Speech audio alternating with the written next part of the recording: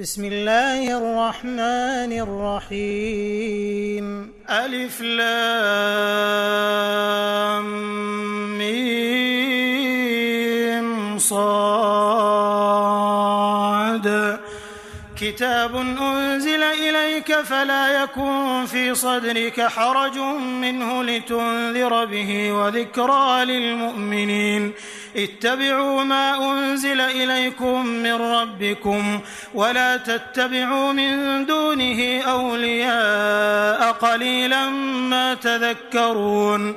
وكم من قرية أهلكناها فجاءها بأسنا بياتا أو هم قائلون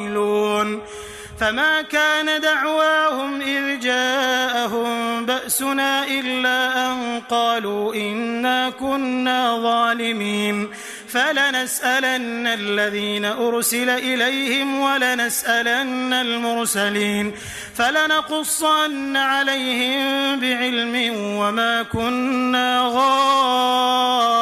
غائبين والوزن يومئذ الحق فمن ثقلت موازينه فأولئك هم المفلحون ومن خفت موازينه فأولئك الذين خسروا أنفسهم بما كانوا بآياتنا يظلمون ولقد مكناكم في الأرض وجعلنا لكم فيها معايش قليلا ما تشكرون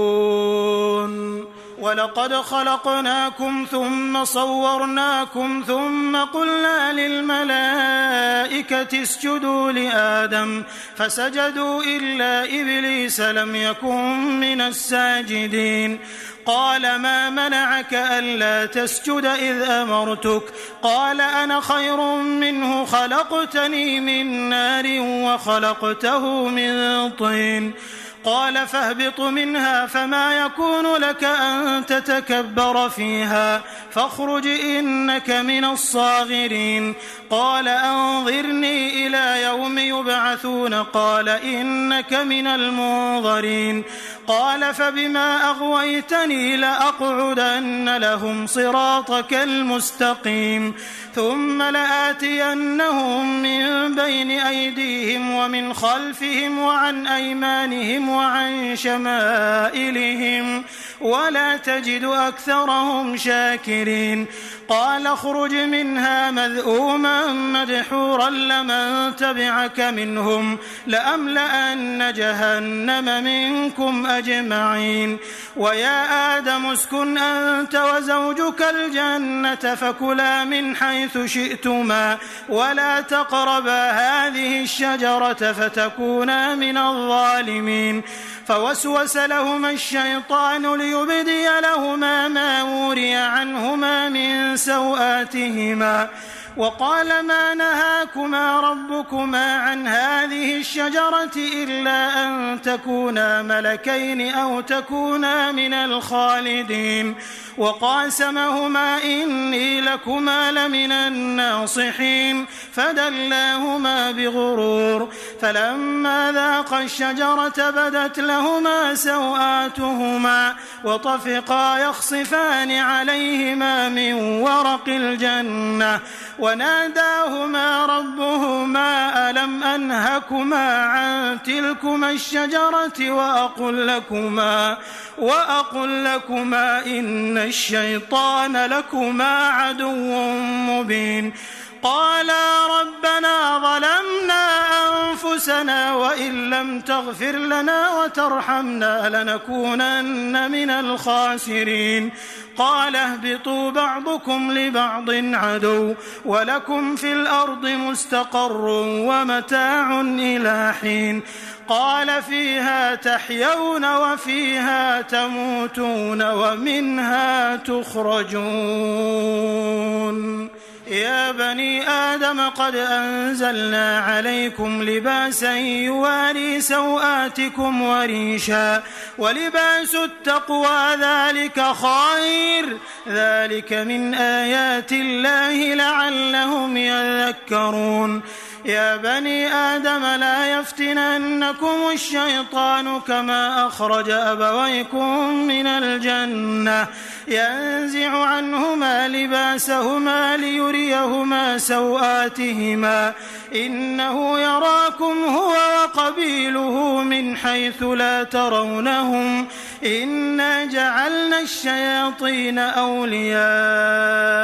للذين لا يؤمنون وإذا فعلوا فاحشة قالوا وجدنا عليها آباءنا والله أمرنا بها قل إن الله لا يأمر بالفحشاء أتقولون على الله ما لا تعلمون قل أمر ربي بالقسط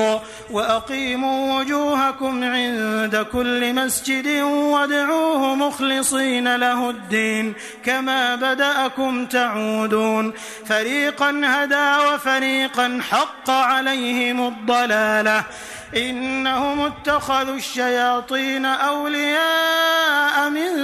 دون الله ويحسبون أنهم مهتدون يا بني آدم خذوا زينتكم عند كل مسجد وكلوا واشربوا ولا تسرفوا إنه لا يحب المسرفين قل من حرم زينة الله التي أخرج لعباده والطيبات من الرزق قل هي للذين آمنوا في الحياة الدنيا خالصة يوم القيامة كذلك نفصل الآيات لقوم يعلمون قل إنما حرم ربي الفواحش ما ظهر منها وما بطن والإثم والبغي بغير الحق وأن تشركوا بالله ما لم ينزل به سلطانا وأن تقولوا على الله ما لا تعلمون ولكل أمة أجل فإذا جاء أجلهم لا يستأخرون ساعة ولا يستقدمون يا بني آدم إما يأتينكم رسل منكم يقصون عليكم آياتي فمن اتقى وأصلح فلا خوف عليهم ولا هم يحزنون والذين كذبوا بآياتنا واستكبروا عنها أولئك أصحاب النار هم فيها خالدون فمن أظلم ممن افترى على الله كذبا أو كذب بآياته أولئك ينالهم نصيبهم من الكتاب حتى إذا جاءتهم رسلنا يتوفونهم قالوا أين ما كنتم تدعون من دون الله قالوا ضلوا عنا وشهدوا على أنفسهم أنهم كانوا كافرين قال ادخلوا في قد خلت من قبلكم من الجن والإنس في النار كلما دخلت أمة لعنت أختها حتى إذا اداركوا فيها جميعا قالت أخراهم لأولاهم ربنا هؤلاء أضلونا فآتهم عذابا ضعفا من النار قال لكل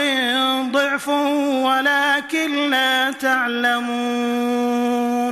وقالت أولاهم لأخراهم فما كان لكم علينا من فضل فذوقوا العذاب بما كنتم تكسبون إن الذين كذبوا بآياتنا واستكبروا عنها لا تفتح لهم أبواب السماء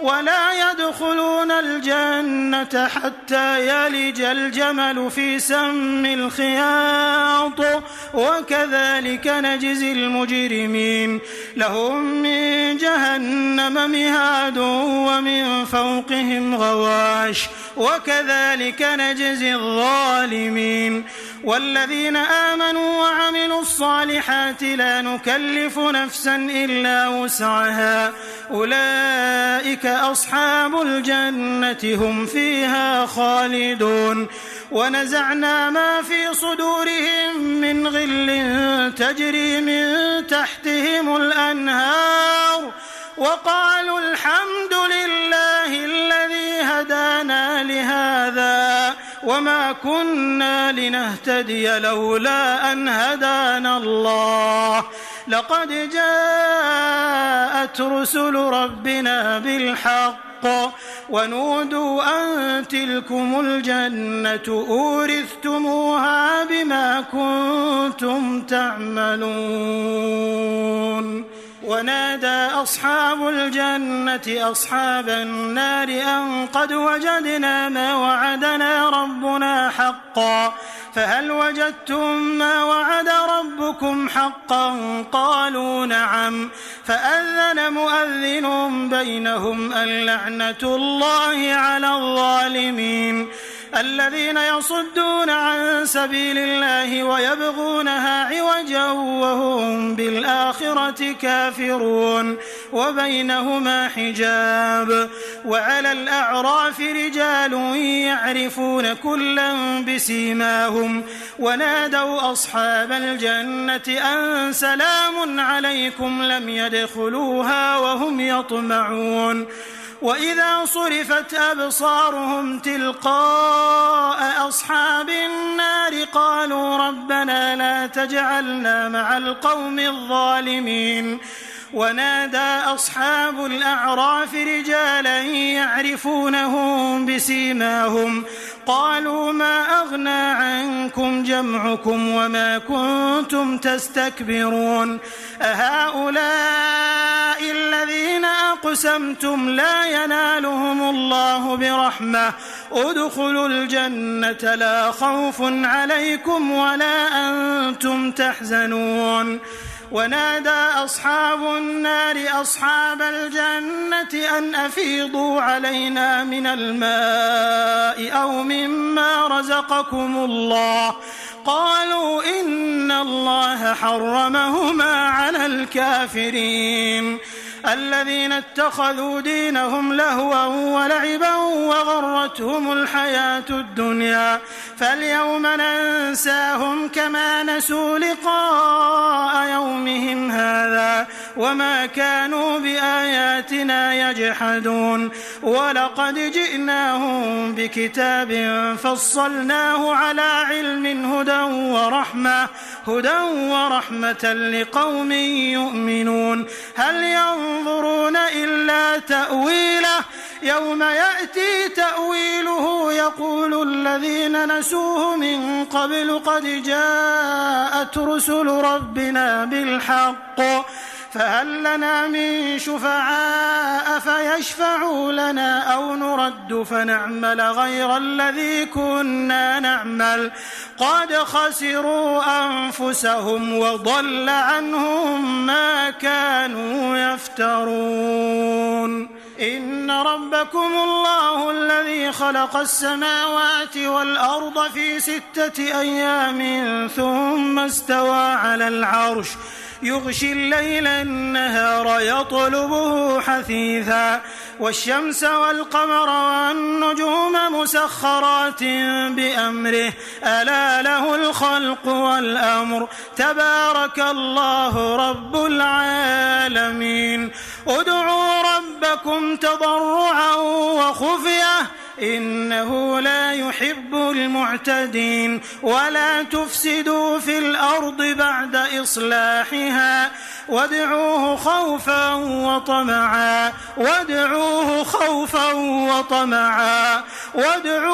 خوفا وطمعا إن رحمة الله قريب من المحسنين وهو الذي يرسل الرياح بشرا بين يدي رحمته حتى إذا أقلت سحابا ثقالا سقناه لبلد ميت فأنزلنا به الماء فأخرجنا به من كل الثمرات كذلك نخرج الموتى لعلكم تذكرون والبلد الطيب يخرج نباته بإذن ربه والذي خبث لا يخرج إلا نكدا كذلك نصرف الآيات لقوم يشكرون لقد أرسلنا نوحا إلى قومه فقال يا قوم اعبدوا الله ما لكم من إله غيره إني أخاف عليكم عذاب يوم عظيم قال الملأ من قومه إنا لنراك في ضلال مبين قال يا قوم ليس بي ضلالة ولكني رسول من رب العالمين أبلغكم رسالات ربي وأنصح لكم وأعلم من الله ما لا تعلمون أوعجبتم أن جاءكم ذكر من ربكم على رجل منكم لينذركم ولتتقوا ولعلكم ترحمون فكذبوه فأنجيناه والذين معه في الفلك وأغرقنا الذين كذبوا بآياتنا إنهم كانوا قوما عمين وإلى عاد أخاهم هودا قال يا قوم اعبدوا الله ما لكم من إله غيره أفلا تتقون قال الملأ الذين كفروا من قومه إنا لنراك في سفاهة وإنا لنظنك من الكاذبين قال يا قوم ليس بي سفاهة ولكني رسول من رب العالمين أبلغكم رسالات ربي وأنا لكم ناصح أمين أوعجبتم أن جاءكم ذكر من ربكم على رجل منكم لينذركم واذكروا إذ جعلكم خلفاء من بعد قوم نوح وزادكم في الخلق بسطة فاذكروا آلاء الله لعلكم تفلحون قالوا أجئتنا لنعبد الله وحده ونذر ما كان يعبد آباؤنا فأتنا بما تعدنا إن كنت من الصادقين قال قد وقع عليكم من ربكم رجس وغضب أتجادلونني في أسماء سميتموها أنتم وآباؤكم ما نزل الله بها من سلطان فانتظروا إني معكم من المنتظرين فأنجيناه والذين معه برحمة منا وقطعنا دابر الذين كذبوا بآياتنا وما كانوا مؤمنين وإلى ثمود أخاهم صالحا قال يا قوم اعبدوا الله ما لكم من إله غيره قد جاءتكم بينة من ربكم هذه ناقة الله لكم آية فذروها تأكل في أرض الله ولا تمسوها بسوء فيأخذكم عذاب أليم واذكروا إذ جعلكم خلفاء من بعد عاد وبوأكم في الأرض تتخذون من سهولها قصورا وتنحتون الجبال بيوتا فاذكروا آلاء الله ولا تعثوا في الأرض مفسدين قال الملأ الذين استكبروا من قومه للذين استضعفوا لمن آمن منهم أتعلمون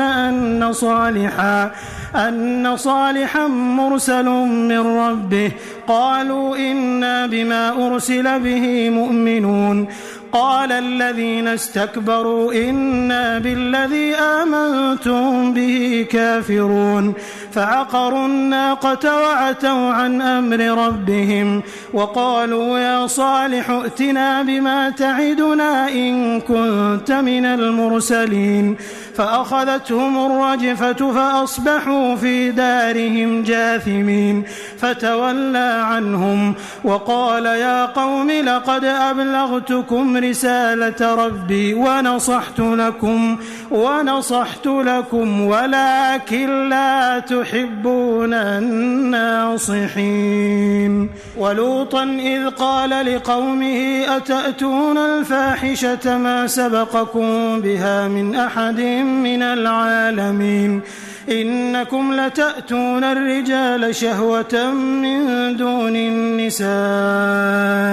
بل أنتم قوم مسرفون. وما كان جواب قومه إلا أن قالوا أخرجوهم من قريتكم إنهم أناس يتطهرون فأنجيناه وأهله إلا امرأته كانت من الغابرين وأمطرنا عليهم مطرا فانظر كيف كان عاقبة المجرمين. وإلى مدين أخاهم شعيبا قال يا قوم اعبدوا الله ما لكم من إله غيره قد جاءتكم بينة من ربكم فأوفوا الكيل والميزان ولا تبخسوا الناس أشياءهم ولا تفسدوا في الأرض بعد إصلاحها ذلكم خير لكم إن كنتم مؤمنين.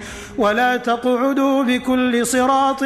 توعدون وتصدون عن سبيل الله من آمن به وتبغونها عوجا واذكروا إذ كنتم قليلا فكثركم وانظروا كيف كان عاقبة المفسدين. وإن كان طائفة منكم آمنوا بالذي أرسلت به وطائفة لم يؤمنوا فاصبروا حتى يحكم الله بيننا وهو خير الحاكمين. قال الملأ الذين استكبروا من قومه لنخرجنك يا شعيب والذين آمنوا معك من قريتنا أو لتعودن في ملتنا قال أولو كنا كارهين قد افترينا على الله كذبا إن عدنا في ملتكم بعد إذ نجانا الله منها وما يكون لنا أن نعود فيها إلا أن يشاء الله ربنا وسع ربنا كل شيء علما على الله توكلنا ربنا افتح بيننا وبين قومنا بالحق وأنت خير الفاتحين. وقال الملأ الذين كفروا من قومه لئن اتبعتم شعيبا إنكم إذا لخاسرون فأخذتهم الرجفة فأصبحوا في دارهم جاثمين. الذين كذبوا شعيبا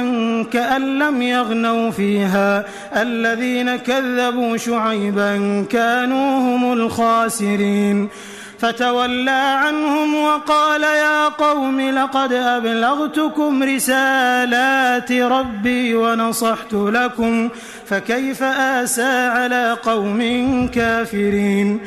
وما أرسلنا في قرية من نبي إلا أخذنا أهلها بالبأساء والضراء لعلهم يضرعون ثم بدلنا مكان السيئة الحسنة حتى عفوا وقالوا قد مس آباءنا الضراء والسراء فأخذناهم بغتة وهم لا يشعرون. ولو أن أهل القرى آمنوا واتقوا لفتحنا عليهم بركات من السماء والأرض ولكن كذبوا فأخذناهم بما كانوا يكسبون. أفأمن أهل القرى أن يأتيهم بأسنا بياتا وهم نائمون أوأمن أهل القرى أن يأتيهم بأسنا ضحى وهم يلعبون أفأمنوا مكر الله فلا يأمن مكر الله إلا القوم الخاسرون أولم يهد للذين يرثون الأرض من بعد أهلها أن لو نشاء أصبناهم بذنوبهم ونطبع على قلوبهم فهم لا يسمعون تلك القرى نقص عليك من أنبائها ولقد جاءتهم رسلهم بالبينات فما كانوا ليؤمنوا بما كذبوا من قبل كذلك يطبع الله على قلوب الكافرين وما وجدنا لأكثرهم من عهد وإن وجدنا أكثرهم لفاسقين ثم بعثنا من بعدهم موسى بآياتنا إلى فرعون وملئه فظلموا بها فانظر كيف كان عاقبة المفسدين وقال موسى يا فرعون إني رسول من رب العالمين حقيق على أن لا أقول على الله إلا الحق قد جئتكم ببينة من ربكم فأرسل معي بني إسرائيل قال إن كنت جئت بآية فأت بها إن كنت من الصادقين فألقى عصاه فإذا هي ثعبان مبين ونزع يده فإذا هي بيضاء للناظرين قال الملأ من قوم فرعون إن هذا لساحر عليم يريد أن يخرجكم من أرضكم فماذا تأمرون قالوا أرجه وأخاه وأرسل في المدائن حاشرين يأتوك بكل ساحر عليم وجاء السحرة فرعون قالوا إن لنا لأجرا إن كنا نحن الغالبين قال نعم وإنكم لمن المقربين قالوا يا موسى إما أن تلقي وإما أن نكون نحن الملقين قال ألقوا فلما ألقوا سحروا أعين الناس واسترهبوهم وجاءوا بسحر عظيم وأوحينا إلى موسى أن ألق عصاك فإذا هي تلقف ما يأفكون فوقع الحق وبطل ما كانوا يعملون فغلبوا هنالك وانقلبوا صاغرين وألقي السحرة ساجدين قالوا آمنا برب العالمين رب موسى وهارون قال فرعون آمنتم به قبل أن آذن لكم إن هذا لمكر مكرتموه في المدينة لتخرجوا منها أهلها فسوف تعلمون لأقطعن أيديكم وأرجلكم من خلاف ثم لأصلبنكم أجمعين قالوا إنا إلى ربنا منقلبون وما تنقم منا إلا أن آمنا بآيات ربنا لما جاءتنا ربنا أفرغ علينا صبرا وتوفنا مسلمين وقال الملأ من قوم فرعون أتذر موسى وقومه ليفسدوا في الأرض ويذرك وآلهتك قال سنقتل أبناءهم ونستحيي نساءهم وإنا فوقهم قاهرون قال موسى لقومه استعينوا بالله واصبروا إن الأرض لله يورثها من يشاء من عباده والعاقبة للمتقين قالوا أوذينا من قبل أن تأتينا ومن بعد ما جئتنا قال عسى ربكم أن يهلك عدوكم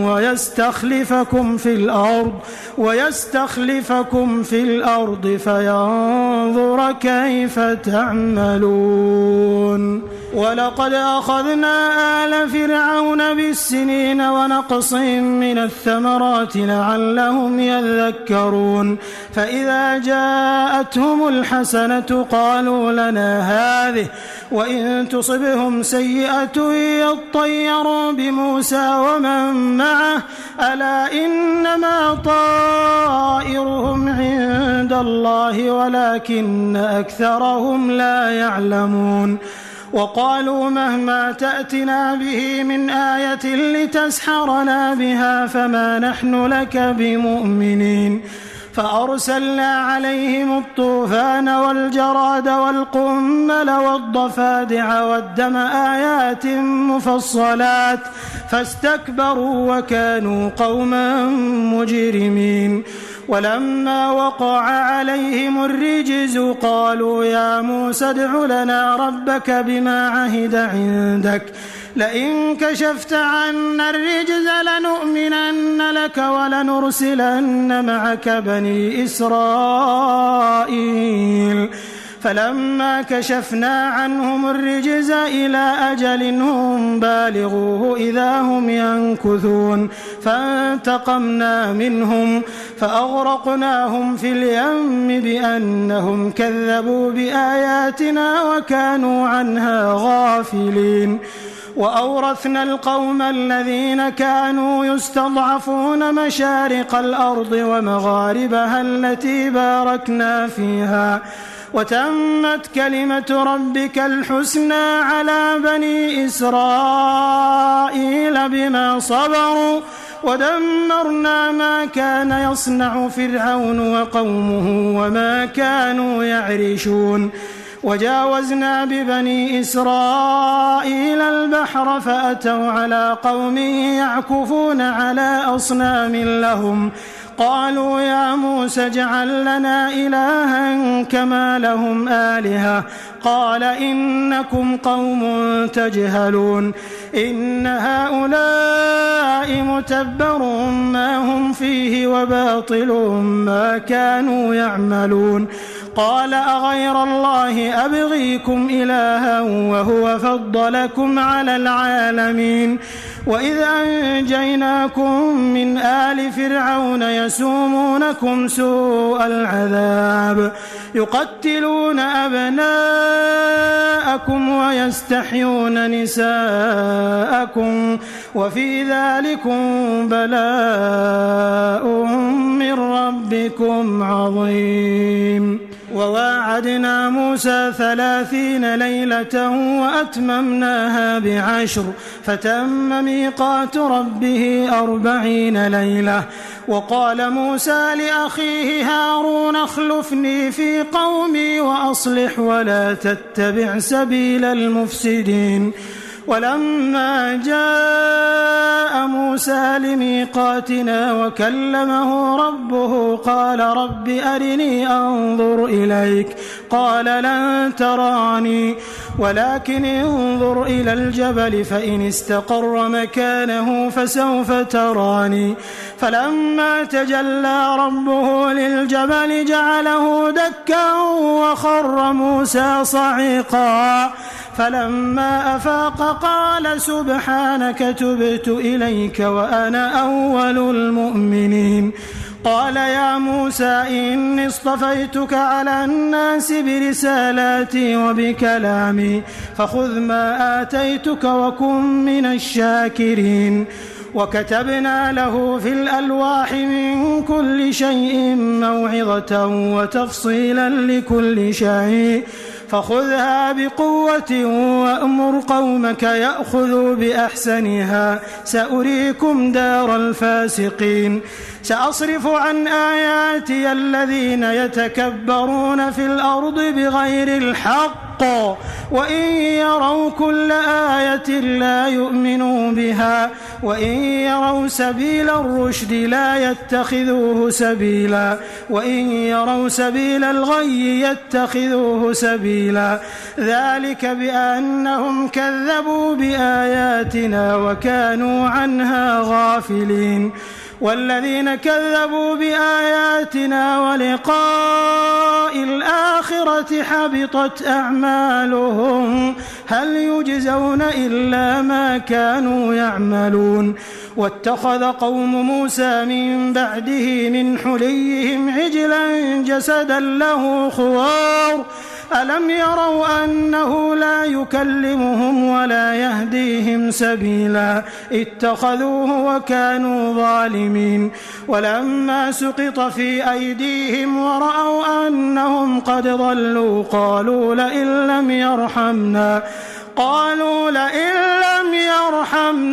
ربنا ويغفر لنا لنكونن من الخاسرين ولما رجع موسى إلى قومه غضبان أسفا قال بئس ما خلفتموني من بعدي أعجلتم أمر ربكم وألقى الألواح وأخذ برأس أخيه يجره إليه قال ابن أم إن القوم استضعفوني وكادوا يقتلونني فلا تشمت بي الأعداء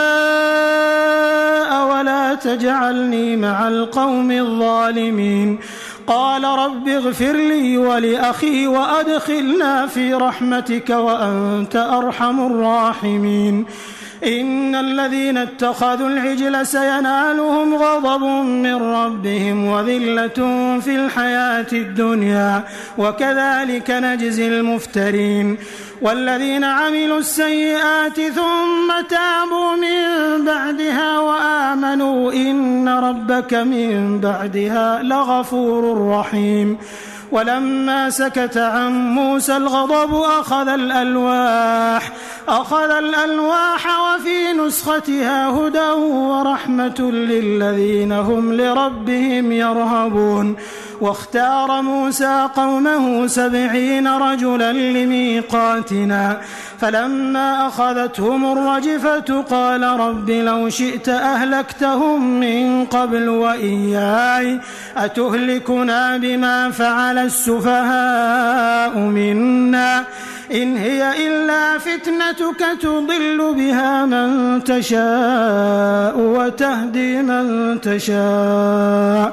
أنت ولينا فاغفر لنا وارحمنا وأنت خير الغافرين واكتب لنا في هذه الدنيا حسنة وفي الآخرة إنا هدنا إليك قال عذابي أصيب به من أشاء ورحمتي وسعت كل شيء فسأكتبها للذين يتقون ويؤتون الزكاة والذين هم بآياتنا يؤمنون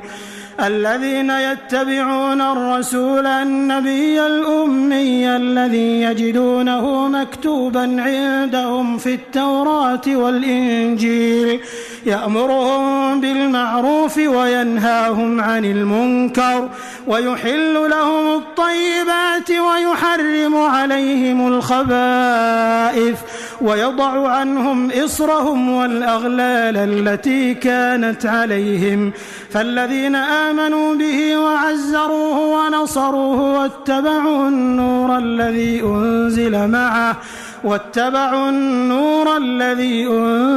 معه أولئك هم المفلحون قل يا أيها الناس إني رسول الله إليكم جميعا الذي له ملك السماوات والأرض لا إله إلا هو يحيي ويميت فآمنوا بالله ورسوله النبي الأمي الذي يؤمن بالله وكلماته واتبعوه لعلكم تهتدون ومن قوم موسى أمة يهدون بالحق وبه يعدلون وقطعناهم 12 أسباطا أمما وأوحينا إلى موسى إذ استسقاه قومه أن اضرب بعصاك الحجر فانبجست منه 12 عينا قد علم كل أناس مشربهم وظللنا عليهم الغمام وأنزلنا عليهم المن والسلوى كلوا من طيبات ما رزقناكم وما ظلمونا ولكن كانوا أنفسهم يظلمون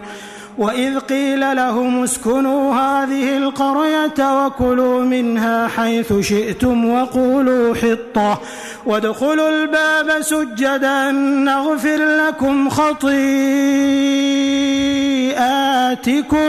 سنزيد المحسنين فبدل الذين ظلموا منهم قولا غير الذي قيل لهم فأرسلنا عليهم رجزا من السماء بما كانوا يظلمون واسألهم عن القرية التي كانت حاضرة البحر إذ يعدون في السبت إذ تأتيهم حيتانهم يوم سبتهم شرعا ويوم لا يسبتون لا تأتيهم كذلك نبلوهم بما كانوا يفسقون وإذ قالت أمة منهم لم تعظون قوما الله مهلكهم أو معذبهم عذابا شديدا قالوا معذرة إلى ربكم ولعلهم يتقون فلما نسوا ما ذكروا به أنجينا الذين ينهون عن السوء وأخذنا الذين ظلموا بعذاب بئيس بما كانوا يفسقون فلما عتوا عما نهوا عنه قلنا لهم كونوا قردة خاسئين وإذ تأذن ربك ليبعثن عليهم إلى يوم القيامة من يسومهم سوء العذاب إن ربك لسريع العقاب وإنه لغفور رحيم وقطعناهم في الأرض أمما منهم الصالحون ومنهم دون ذلك وبلوناهم بالحسنات والسيئات لعلهم يرجعون فخلف من بعدهم خلف ورثوا الكتاب يأخذون عرض هذا الأدنى ويقولون سيغفر لنا وإن يأتهم عرض مثله يأخذوه ألم يؤخذ عليهم ميثاق الكتاب ألا يقولوا على الله إلا الحق ودرسوا ما فيه والدار الآخرة خير للذين يتقون أفلا تعقلون والذين يمسكون بالكتاب وأقاموا الصلاة إنا لا نضيع أجر المصلحين وإذ نتقنا الجبل فوقهم كأنه ظلة وظنوا أنه واقع بهم خذوا ما آتيناكم بقوة واذكروا ما فيه لعلكم تتقون وإذ أخذ ربك من بني آدم من ظهورهم ذريتهم وأشهدهم على أنفسهم ألست بربكم قالوا بلى شهدنا أن تقولوا يوم القيامة إنا كنا عن هذا غافلين أو تقولوا إنما أشرك آباؤنا من قبل وكنا ذرية من بعدهم أفتهلكنا بما فعل المبطلون وكذلك نفصل الآيات ولعلهم يرجعون واتل عليهم نبأ الذي آتيناه آياتنا فانسلخ منها فأتبعه الشيطان فكان من الغاوين ولو شئنا لرفعناه بها ولكنه أخلد إلى الأرض واتبع هواه فمثله كمثل الكلب إن تحمل عليه يلهث أو تتركه يلهث ذلك مثل القوم الذين كذبوا بآياتنا فقصص القصص لعلهم يتفكرون ساء مثلا القوم الذين كذبوا بآياتنا وأنفسهم كانوا يظلمون من يهد الله فهو المهتدي ومن يضلل فأولئك هم الخاسرون. ولقد ذرأنا لجهنم كثيرا من الجن والإنس لهم قلوب لا يفقهون بها ولهم أعين لا يبصرون بها ولهم آذان لا يسمعون بها أولئك كالأنعام بل هم أضل أولئك هم الغافلون. ولله الأسماء الحسنى فادعوه بها وذروا الذين يلحدون في أسمائه سيجزون ما كانوا يعملون. وممن خلقنا أمة يهدون بالحق وبه يعدلون والذين كذبوا بآياتنا سنستدرجهم من حيث لا يعلمون وأملي لهم إن كيدي متين. أولم يتفكروا ما بصاحبهم من جنة إن هو إلا نذير مبين. أولم ينظروا في ملكوت السماوات والأرض وما خلق الله من شيء وأن عسى أن يكون قد اقترب أجلهم فبأي حديث بعده يؤمنون. من يضلل الله فلا هادي له ويذرهم في طغيانهم يعمهون. يسألونك عن الساعة أيان مرساها قل إنما علمها عند ربي لا يجليها لوقتها إلا هو ثقلت في السماوات والأرض لا تأتيكم إلا بغتة يسألونك كأنك حفي عنها قل إنما علمها عند الله ولكن أكثر الناس لا يعلمون. قل لا أملك لنفسي نفعا ولا ضرا إلا ما شاء الله ولو كنت أعلم الغيب لاستكثرت من الخير وما مسني السوء إن أنا إلا نذير وبشير لقوم يؤمنون. هو الذي خلقكم من نفس واحدة وجعل منها زوجها ليسكن إليها فلما تغشاها حملت حملا خفيفا فمرت به فلما أثقلت دعوا الله ربهما لئن آتيتنا صالحا لنكونن من الشاكرين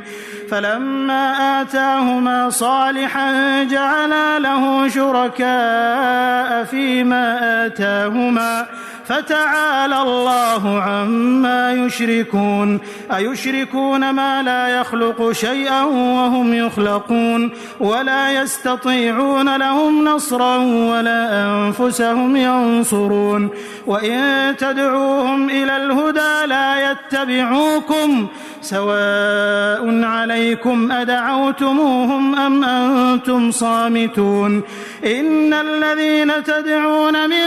دون الله عباد أمثالكم فادعوهم فليستجيبوا لكم إن كنتم صادقين. ألهم أرجل يمشون بها أم لهم أيد يبطشون بها أم لهم أعين يبصرون بها أم لهم آذان يسمعون بها قل ادعوا شركاءكم ثم كيدون فلا تنظرون. إن وليي الله الذي نزل الكتاب وهو يتولى الصالحين والذين تدعون من دونه لا يستطيعون نصركم ولا أنفسهم ينصرون. وإن تدعوهم إلى الهدى لا يسمعوا وتراهم ينظرون إليك وهم لا يبصرون. خذ العفو وأمر بالعرف وأعرض عن الجاهلين. وإما ينزغنك من الشيطان نزغ فاستعذ بالله إنه سميع عليم إن الذين اتقوا إذا مسهم طائف من الشيطان تذكروا فإذا هم مبصرون وإخوانهم يمدونهم في الغي ثم لا يقصرون وإذا لم تأتهم بآية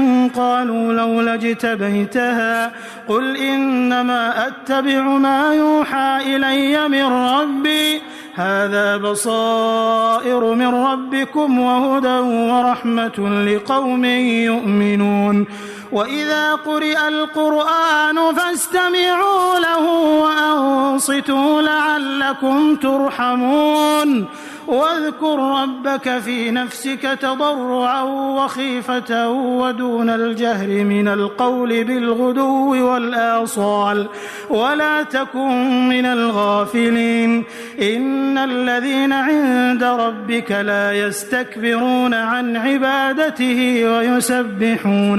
ويسبحونه وله يسجدون.